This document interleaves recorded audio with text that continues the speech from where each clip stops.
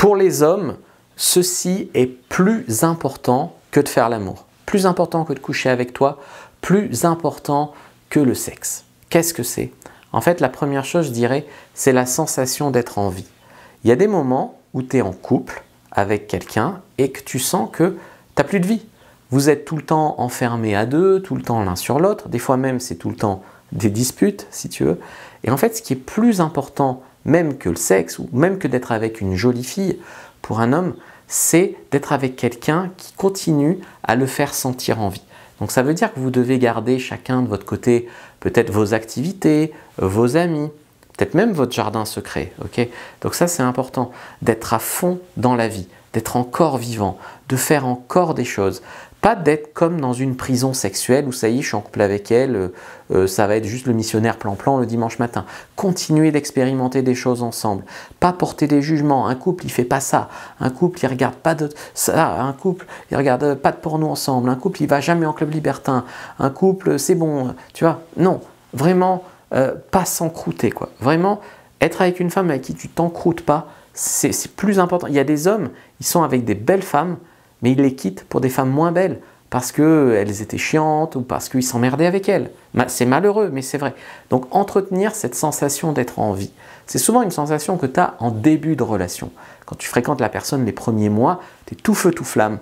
Mais très souvent, ça disparaît, hop, on se met l'emprise dessus, on se met le grappin dessus, et on commence à s'encrouter, à s'embourber, et l'homme déteste ça. Il préfère être avec une fille qui est moins jolie, moins intéressante, ou moins jeune, ou moins ce que tu veux, mais qui, finalement, a de l'ouverture d'esprit, de la joie de vivre, reste pétillante, etc. Donc je te conseille en fait de cultiver ça, ton ouverture d'esprit, le fait d'être pétillante, etc.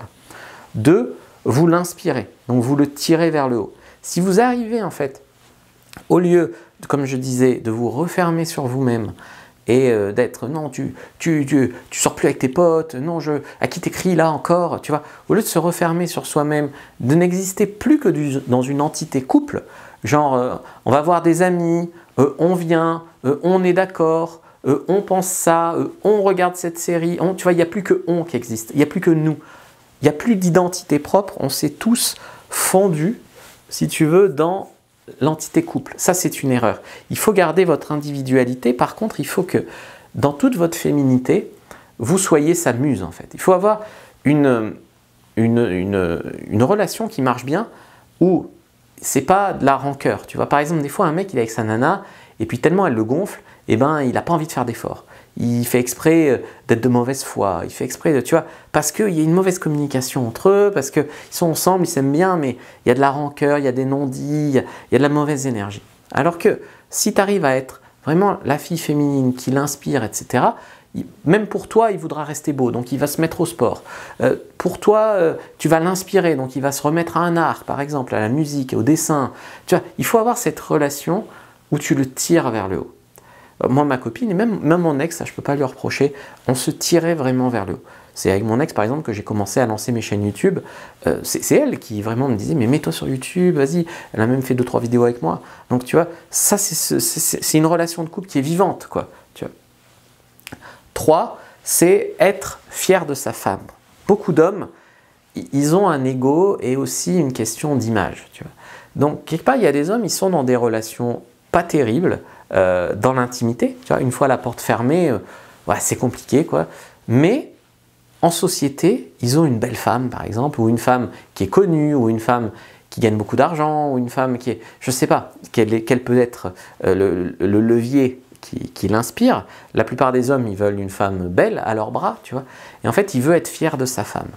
Donc, il faut qu'il y ait quelque chose chez toi qui l'inspire à être fier de toi. Donc, soit que tu réussisses dans la vie, soit que tu sois belle, soit que tu sois très cultivée, très intelligente, très intéressante, très diplômée, très belle, très classe, je sais pas, quelque chose que qui doit être ton individualité, ta spécificité qui fait que quand il sort avec toi au bras, il n'y en a qu'une comme toi, il est très fier de s'afficher en société avec toi. Attention, à contrario, si tu es avec un homme qui ne veut pas s'afficher en société avec toi, qui sort sans toi, qui ne t'invite pas, qui ne te présente pas à sa famille, à ses potes, voilà, attention, ça au contraire, c'est pas bon signe. 4e signe, en fait, il sent qu'il peut être votre héros, qui peut combler vos attentes, qui peut être à la hauteur. Ça, c'est très important.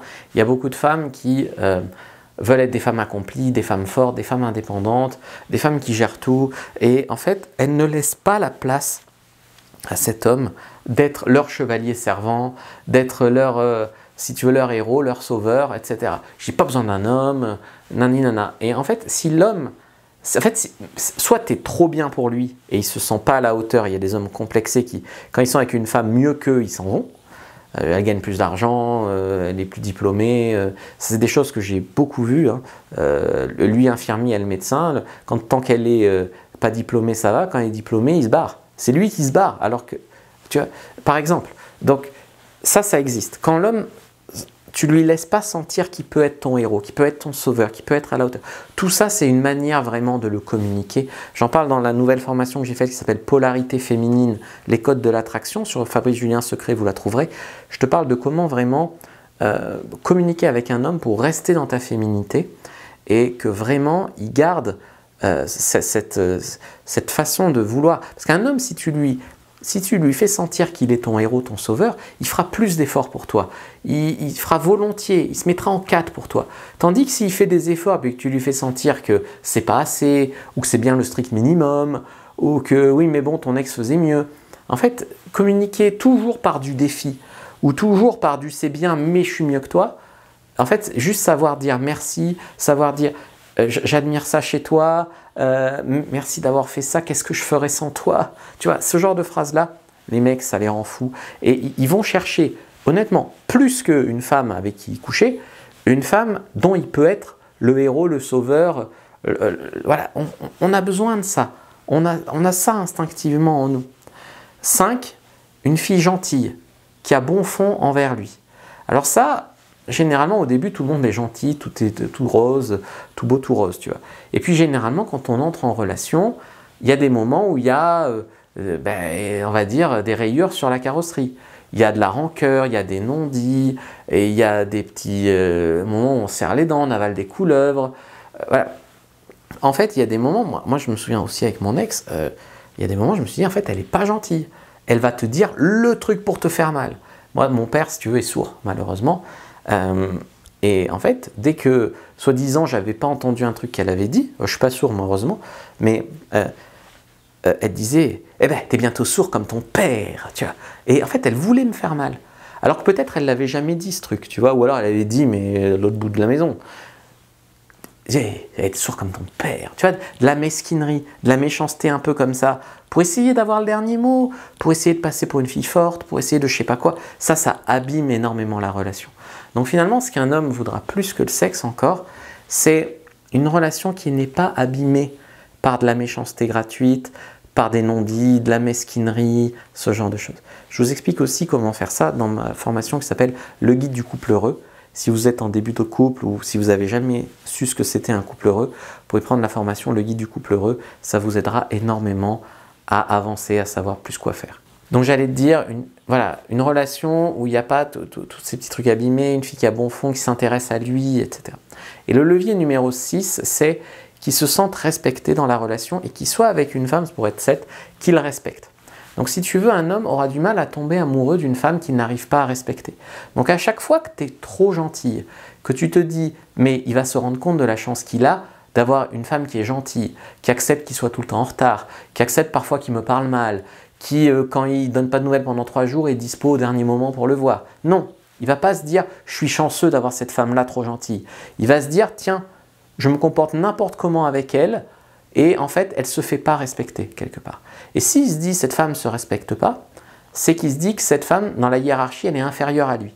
Et donc il se dit « puisque sans la respecter, elle est complètement folle de moi, je ne vois pas pourquoi je la respecterai et puis je peux avoir mieux en faisant des efforts ». Donc en fait, il y a des moments où en fait tu auras des hommes plus en mettant des limites, en ayant des standards, en lui disant, tu sais, d'habitude, je tolère pas qu'un homme me pose un lapin, ou me contacte au dernier moment, ou pense que je suis toujours dispo pour lui, ou ne vienne jamais chez moi, ne fasse jamais l'effort de déplacement. Tu vois, il y a des moments où tu dois montrer que oui, tu as des standards, oui, tu es en droit d'attendre des choses chez des hommes. Très souvent, vous ne le faites pas, parce que vous vous dites, si je suis un peu raide, voilà, si je cadre, je vais le perdre. Et donc en fait, vous êtes complètement laxiste, quoi. et en pensant que vous allez le garder comme ça. Non, un homme pour tomber amoureux, je ne dis pas que tu dois être méchante ou autre, tu dois le faire toujours dans ta féminité, mais tu dois mettre des standards, mettre des limites pour l'obliger en fait à te respecter. Parce que les humains, c'est toujours ça, tu donnes ça, il prend ça, puis ça, puis ça. Même si c'est un mec bien, hein, il va prendre ses aises. Donc ce qu'il faut, c'est inspirer un peu le respect, tu vois. Un peu, qu'il ait peur de te perdre en fait. Mais à aucun moment, il doit se sentir pas respecté. Quand est-ce qu'un homme se sent pas respecté? Comme je te disais tout à l'heure, quand tu le compares à son père, quand tu lui dis qu'il est nul, que ton ex était mieux, quand au contraire, tu fais la princesse et tu donnes pas de signe d'intérêt, tu lui laisses pas sentir qu'il est ton héros, ton sauveur. Voilà, il se sent pas respecté quand il sent qu'il peut pas être à la hauteur, quand c'est jamais assez bien. Quand c'est toi qui es toujours en retard, c'est toi qui apportes jamais rien, quand tu viens chez lui, les impolitesses, voilà. Donc il faut qu'il se sente respecté dans la relation, mais il faut surtout qu'il te respecte pour pouvoir être amoureux. Et ça, c'est vraiment les 7 ingrédients qu'un homme va chercher dans une relation, bien plus que le sexe, honnêtement, bien plus que le sexe. Si tu veux savoir comment faire tomber un homme amoureux, je t'ai préparé une fiche, premier lien dans la description de la vidéo, lien en commentaire épinglé. Donc prends-la, elle est complètement gratuite. C'est comme un mini e-book, une mini formation. Tu prends ta fiche sur comment faire tomber un homme amoureux. Et puis si tu veux aller plus loin, il y a les formations dont je t'ai parlé. Donc like si tu as aimé, commente, regarde une autre vidéo de la chaîne avant de partir et surtout prends ta fiche sur comment faire tomber un homme amoureux en lien en description, en lien en commentaire épinglé.